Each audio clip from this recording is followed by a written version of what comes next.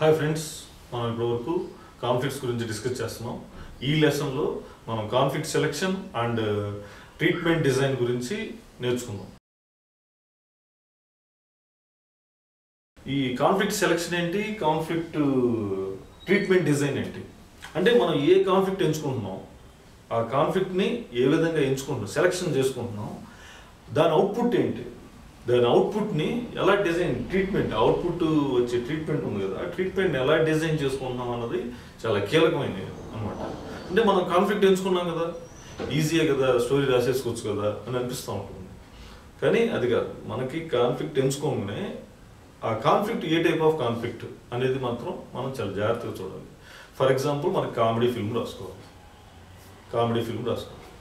ఆ comedy film రాసుకోవాలంటే ఆ comedy output ఇచ్చే కాన్ఫ్లిక్ట్ని డిజైన్ చేయాలి, సెలెక్షన్ చేసుకోవాలి.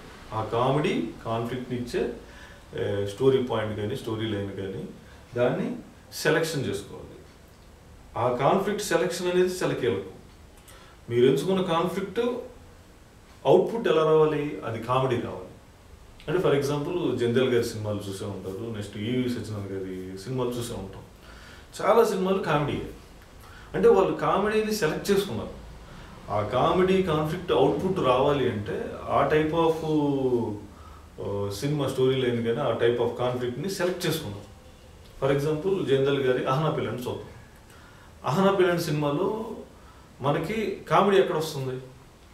ఫస్ట్ హాఫ్ అంతా ఎలా రన్ ఉన్నా రాజేంద్ర ప్రసాద్కి నూతన్ ప్రసాద్కి మధ్య సినిమా కథ నడుస్తూ ఉన్నా, రాజేంద్ర ప్రసాద్ ధనవంతుడని, నెక్స్ట్ రజనీని ప్రేమిస్తున్నాడు, ఇలాగా ఒక రన్ ఉంటుంది ఫస్ట్ హాఫ్ అంతా.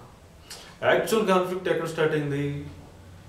ఆ పిసినారి కోట శ్రీనివాసరావు కూతురుని రజనీని పెళ్లి చేసుకుంటాను అని అన్నంగానే నూతన్ ప్రసాద్ ఒకటి చెప్తాడు, నువ్వు నా ధనవంతుడిగా కాకుండా, నా పేరు చెప్పుకోకుండా, నా పేరు వాడకుండా నువ్వు ఆ అమ్మాయిని పెళ్లి చేసుకోవచ్చు చూద్దాం, అసలే పిసినారుడు అని ఒకటి చెప్పి వదిలేస్తాడు. అక్కడి నుంచి యాక్చువల్గా ఇతను పేరు చెప్పుకోకూడదు, నెక్స్ట్ ఇతను ధనవంతుడని చెప్పకూడదు, అక్కడికి వెళ్ళాలి, కోట శ్రీనివాసరావుని మెప్పించాలి. ఇప్పుడు రాయన్ ప్రసాద్ యాక్చువల్ కాన్ఫ్లిక్ట్ ఏంటంటే కోట శ్రీనివాసరావుకి దగ్గర అవటం, ఆ పిసినారి కోట శ్రీనివాసరావుకి దగ్గర అవటం అనేది మెయిన్. సో ఇప్పుడు కోట శ్రీనివాసరావు పిసినారి అనుకుంటే కోట శ్రీనివాసరావు కన్నా ఇంకా ఎక్కువ పిసినారి కింద ప్రవర్తిస్తూ ఉంటాడు. పిసినారిలో ఇక తారస్థాయి అన్నమాట రాయన్ ప్రసాద్ బిహేవియర్. పేపర్ చుట్టుకుని ఉండటం, ఇలా రకరకాల టిప్స్, అగ్గిపొలు ఏరుకోవటం, ఆ పిసినారి పాత్రకి ఇంకా దగ్గర అయ్యే పాత్రను డెవలప్ చేశారు జంధ్యాల గారు. ఎందుకు అహనా పిల్లండి అంత క్లాసిక్ ఫిల్మ్ అంటే ఆ కాన్ఫ్లిక్ట్ సెలెక్షన్ అలా ఉంది. అంటే ఒక పిసినారి పాత్రని మెప్పించడం కోసం హీరో ఇంకా పిసినారి పాత్రగా ప్రవర్తించి దగ్గర అవ్వటం అనే ఒక ఆ కాన్ఫ్లిక్ట్ రన్ అని చూసారు. అది చాలా కీలకం అనమాట. సెకండ్ హాఫ్ మొత్తం అంతా ఆ కాన్ఫ్లిక్ట్ రన్ చాలా బాగా ఉంటుంది. సో కామెడీ విపరీతంగా వస్తుంది. ప్రతి అంశం రాజేంద్ర ప్రసాద్ చేసే ప్రతి అంశం దాన్ని అప్లై చేస్తూ ఉంటాడు కోట శ్రీనివాసరావు. ప్రతి అంశం కామెడీని జనరేట్ చేస్తూ పీక్ తీసుకెళ్ళిపోతుంది. సో జంధ్యాల గారు ఏం చేశారు, కాన్ఫ్లిక్ట్ సెలెక్షన్ అలా చేసుకున్నారు. అతను కామెడీ కాన్ఫ్లిక్ట్ని సెలెక్ట్ చేసుకున్నారు. కామెడీ కాన్ఫ్లిక్ట్ని సెలెక్ట్ చేసుకోవడంతో పాటు దాన్ని ఎలా డిజైన్ చేశారు, ఆ ట్రీట్మెంట్ డిజైన్ ఎలా చేశారు.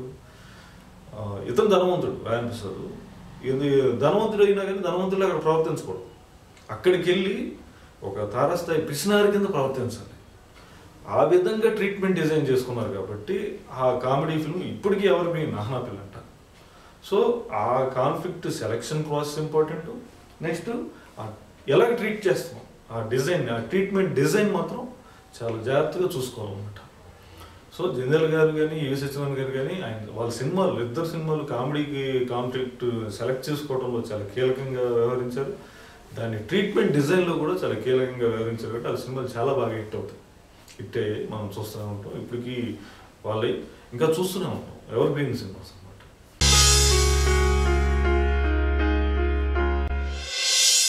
So next action cinema. For example పెద్ద హీరోలకి కథలు రాస్తున్నప్పుడు మనం కాన్ఫ్లిక్ట్ సెలెక్షన్ చాలా జాగ్రత్తగా చూసుకోవాలి. పవన్ కళ్యాణ్ సినిమా మనకి గబ్బర్ సింగ్ బాగా హిట్. ఎందుకు అంటే కాన్ఫ్లిక్ట్ సెలెక్షన్ అలా చేసుకున్నారు. హీరోకి విలన్కి మధ్య ఆ కాన్ఫ్లిక్ట్ సెలెక్షన్ అనేది నువ్వా నేను అనే పోటీని అంత గట్టిగా పకడ్బందీగా చేసుకున్నారు.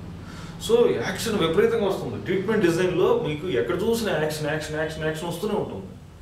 ఆ కాన్ఫ్లిక్ట్ సెలెక్షన్ యాక్షన్దే సెలెక్ట్ చేసుకున్నారు. నువ్వా నేను అన్న పోటీ.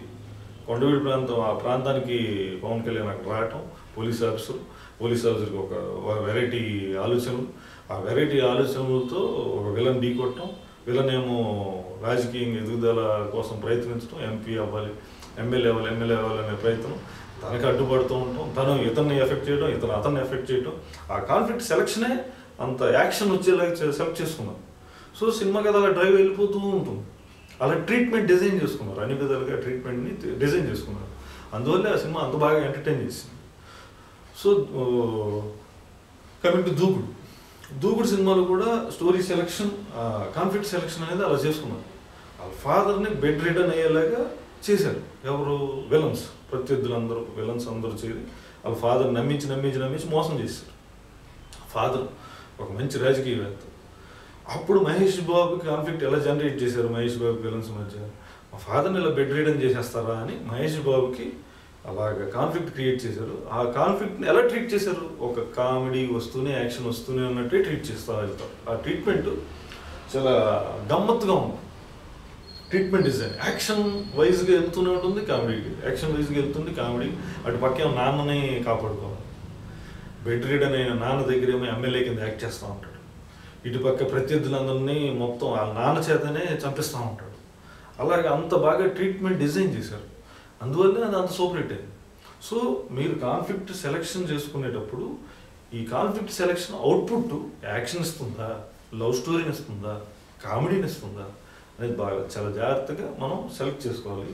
దాన్ని ట్రీట్మెంట్ చేసే డిజైన్, ఆ ట్రీట్మెంట్ డిజైన్ కూడా చాలా జాగ్రత్తగా పట్టుకోవాలి, చాలా జాగ్రత్తగా రాసుకోవాలన్నమాట.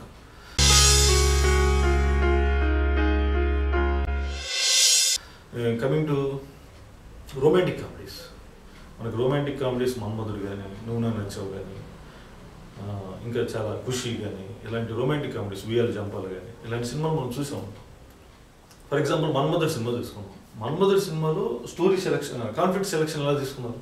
మన్మధుడులో కాన్ఫ్లిక్ట్ సెలెక్షన్ ఎలా తీసుకున్నారు? ఆడోళ్ళంటే పడదు, ఆడోళ్ళంటే అతనికి అసహ్యం. అలా అసహ్యమైన నాగార్జున క్యారెక్టర్ బిహేవియర్ని అలా చేస్తూ ఎస్టాబ్లిష్ చేస్తూ వెళ్తారు. ఇలా బిహేవ్ చేస్తున్న నాగార్జున ఆఫీస్లోకి సోనాలి బింద్రే ఒక యాడ్ మేకర్గా వస్తుంది. తను ఇస్తుంది. నాగార్జునకి సోనాలి బింద్రేకి మధ్య కాన్ఫ్లిక్ట్ అలా రైజ్ అవుతూ ఉంటుంది. ఆడవాళ్ళు ఎలా పడదు కాబట్టి తను కూడా తిడుతూ ఉంటాడు. ఒకసారి బర్స్టింగ్గా తిడతాడు. తిట్టేసరికి కన్నీళ్ళు పెట్టేసుకుని తను వెళ్ళిపోయి తనిఖీల బంధు దగ్గరికి వెళ్ళి మాట్లాడంగానే అసలు ఫ్లాష్ బ్యాక్ అదేంటో చెప్తారు. చెప్పిన తర్వాత నుంచి తను అర్థం చేసుకుంటుంది, తనలో ఏదో మార్పు రావాలి అని అర్థం చేసుకుంటారు సోనాలి బింద్రే. తర్వాత నుంచి వీళ్ళిద్దరి మధ్య అలా రన్ అవుతూ కాన్ఫ్లిక్ట్ రన్ అవుతూ ప్రేమలో పడుతూ ఇద్దరు చెప్పుకోలేని స్థితి నుంచి నాగార్జున పూర్తిగా మారిపోవడం అనేది ఆ ట్రాన్స్ఫర్మేషన్ జరుగుతుంది. జరిగిన తర్వాత చివరికి వీళ్ళిద్దరు కలవడంతో కథ అయిపోతుంది. సో ఇక్కడ కాన్ఫ్లిక్ట్ సెలెక్షన్ ఎక్కడ తీసుకున్నారు? హీరో నాగార్జునకి అమ్మాయిలంటే పడదు. అక్కడ కాన్ఫ్లిక్ట్ సెలెక్షన్ చేసుకున్నారు. ఆ తీసుకున్న సెలెక్షన్ని ఎలా ట్రీట్మెంట్గా డిజైన్ చేశారు?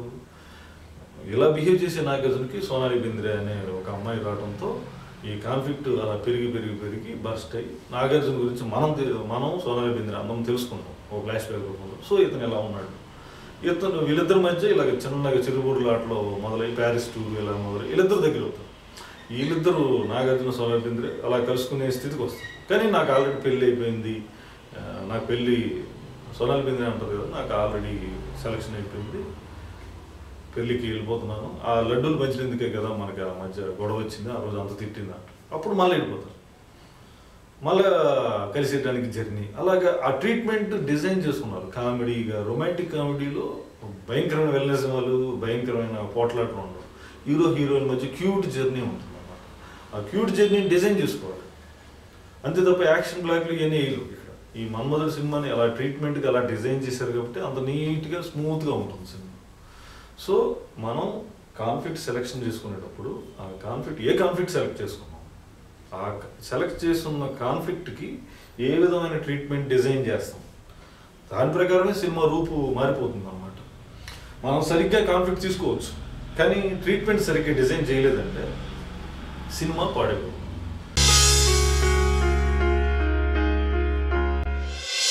సో మనం ఏదైనా కానీ సినిమాకి కాన్ఫ్లిక్ట్ ఎంచుకున్నప్పుడు ఈ కాన్ఫ్లిక్ట్ని సెలెక్ట్ చేసుకున్నాం. తండ్రి కొడుకుల మధ్య కాన్ఫ్లిక్ట్, ఫర్ ఎగ్జాంపుల్ బొమ్మరిల్లు ఏంటి, తండ్రి కొడుకుల మధ్య కాన్ఫ్లిక్ట్.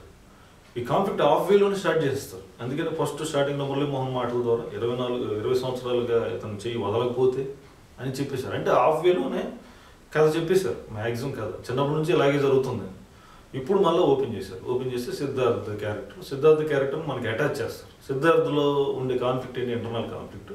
ఆ కాన్ఫ్లిక్ట్ సెలెక్ట్ చేసుకున్నారు. ఎలా డిజైన్ చేశారు, ఊరికే కాన్ఫ్లిక్ట్ గురించి చెప్పలేదు. సిద్ధార్థకి ఉండే ఇంటర్నల్ కాన్ఫ్లిక్ట్ గురించి చెప్పరు, అక్కడక్కడ చెప్తూ వెళ్తారు. ఎక్కడ సిద్ధార్థ్ బర్స్ట్ అవుతాడు, తనకి ఇష్టం లేని పెళ్లి చేస్తారు. ఇష్టం లేని పెళ్లికి మొత్తం ముహూర్తాలు ఖాయం చేస్తూ ఉంటే తన పాయింట్ ఆఫ్ వ్యూ కెమెరా అలా అవుట్ అవుతూ ఉంటుంది. కెమెరా ఒకసారి గమనించండి సినిమాని, బొమ్మరిల్లు తన మీదే ఫోకస్ అవుతూ ఉంటుంది, ఇంకెవరి మీద ఫోకస్ అవ్వదు ఆ కెమెరా. అలా సిద్ధార్థ యొక్క బర్స్ట్ పెయిన్ అలా ఎస్టాబ్లిష్ చేస్తూ ఉన్నప్పుడు సిద్ధార్థకి ఇష్టం లేనిది జరుగుతుంది. ఆ ఇష్టం లేని పెళ్లి జరగడంతో పీక్ అయిపోతుంది. అందుకని ఆ రోజు తాగి తను నా లైఫే అయిపోయిందిరా అన్నట్టు మాట్లాడతాడు. సో ఇక్కడ నుంచి తన పెయిన్ బాగా ఎస్టాబ్లిష్ చేశారు. ఇక్కడ నుంచి ఏంటంటే లవ్ స్టోరీ కింద ట్రీట్మెంట్కి వెళ్ళిపోయారు. ఆ ట్రీట్మెంట్ డిజైన్లో ఇంటర్నల్ కాన్ఫ్లిక్ట్ చెప్పారు. ఇంకా తర్వాత నుంచి లవ్ స్టోరీకి వెళ్ళిపోయారు. మళ్ళీ లవ్ స్టోరీకి వెళ్ళి ఇంటర్వెల్ దగ్గర మళ్ళీ ఆ కాన్ఫ్లిక్ట్ రైజింగ్ ఉంటుంది. మళ్ళీ ఇంటర్వెల్ దగ్గర తర్వాత సెకండ్ హాఫ్లో స్టార్టింగ్లో మళ్ళీ సెకండ్ హాఫ్ వెళ్తున్న కొద్దీ మళ్ళీ ఆ కాన్ఫ్లిక్ట్ని పట్టుకుంటూ వెళ్తారు. అంటే ఆ ట్రీట్మెంట్ డిజైన్, ఆ బొమ్మరిల్లు సినిమా ఎంత క్లాసిక్గా హిట్ అవ్వడానికి కారణం ఏంటంటే కాన్ఫ్లిక్ట్ ఉంది, వాళ్ళు మంచి కాన్ఫ్లిక్ట్ సెలెక్ట్ చేసుకున్నారు. తండ్రి కొడుకుల మధ్య ఉన్న ఒక గ్యాప్ని, ఆ కమ్యూనికేషన్ గ్యాప్, అది కాన్ఫ్లిక్ట్ సెలెక్ట్ చేసుకున్నారు మంచిగా. దాన్ని డిజైన్ చేసే పద్ధతి కూడా చాలా జాగ్రత్తగా డిజైన్ చేశారు అనమాట. ఎంటర్టైనింగ్ వేలోనే, నెక్స్ట్ సిద్ధార్థ పాయింట్ ఆఫ్ వ్యూలోనే డిజైన్ చేసుకుంటూ వెళ్ళి పీక్ తీసుకెళ్ళారు అనమాట. ఒకేసారి సడన్గా చెప్పలేదు, పద్ధతిగా స్టెప్ బై స్టెప్ చెప్పుకుంటూ లవ్ స్టోరీ నడుపుకుంటూ ఆ లవ్ స్టోరీలో ఇబ్బందులు చూసుకుంటూ మళ్ళీ సెకండ్ హాఫ్కి వెళ్ళిన తర్వాత మళ్ళీ ఇంకో ఇబ్బంది పెట్టుకుంటూ దాని నుంచి అతను బయటపడుతూ అతను ఇంటర్నల్ కాన్ఫ్లిక్ట్ బర్న్ అవుతూ బర్స్ట్ అయ్యే స్థితికి అలా మెల్లగా తీసుకెళ్ళారు అనమాట. So that is the design, treatment design అనమాట. మీరు స్టోరీ సెలెక్షన్ చేసుకోగానే దాని అవుట్పుట్ ఏంటి అనేది బాగా ఆలోచించాలి. సో ఈ కాన్ఫ్లిక్ట్ తీసుకున్నాం, ఈ అవుట్పుట్ వస్తుంది. యాక్షన్ కాన్ఫ్లిక్ట్ తీసుకుంటే యాక్షన్ అవుట్పుట్ వస్తుంది. కామెడీ కాన్ఫ్లిక్ట్ తీసుకుంటే కామెడీ వస్తుంది. నెక్స్ట్ ఫ్యామిలీ కాన్ఫ్లిక్ట్ తీసుకుంటే ఫ్యామిలీ సినిమా వస్తుంది. అత్తారింటి దరిద్రలో వాళ్ళు తీసుకుంది ఫ్యామిలీ కాన్ఫ్లిక్ట్, అతను తీసుకురావడం, ఆ ఆవేశం ఉన్న ఆత్మగౌరవం ఉన్న అతన్ని ఇంటికి తీసుకురావడం కదా, అది family conflict. So family conflict కాబట్టి ఫ్యామిలీ ఎంటర్టైన్, మధ్యలో యాక్షన్ జొప్పించారు, అది ఫ్యామిలీ ఎంటర్టైన్ మోడ్ కింద వెళ్తుంది అనమాట. ఫ్యామిలీ కాన్ఫ్లిక్ట్ కాబట్టి ఫ్యామిలీ ఎంటర్టైన్. అంటే మనం కాన్ఫ్లిక్ట్ సెలెక్ట్ చేసుకోగానే దాని అవుట్పుట్ కూడా మనం తెలుసుకుని ఉంటాం. ఆ అవుట్పుట్ తెలుసుకుంటే ఆ సినిమా రూపాంతరం చెందుతున్నాడు, ఆ సినిమాగా మనకి షేప్ అవుతుంది అనమాట. అది that is the conflict selection. So మనం స్టోరీ రాసుకునేటప్పుడు కాన్ఫ్లిక్ట్ సెలెక్షన్ చాలా జాగ్రత్తగా ఎంచుకోవాలి. ఆ కాన్ఫ్లిక్ట్ సెలెక్ట్ చేసుకునే దాన్ని ట్రీట్మెంట్గా, దాన్ని ఏ విధంగా ట్రీట్ చేస్తూ డిజైన్ చేస్తున్నాం అన్నది చాలా ఇంపార్టెంట్. చాలా సినిమాను చూసి మనం ఇది అనాలిసిస్ చేసుకోవచ్చు. Okay friends, this is the lesson based on conflict selection and treatment design.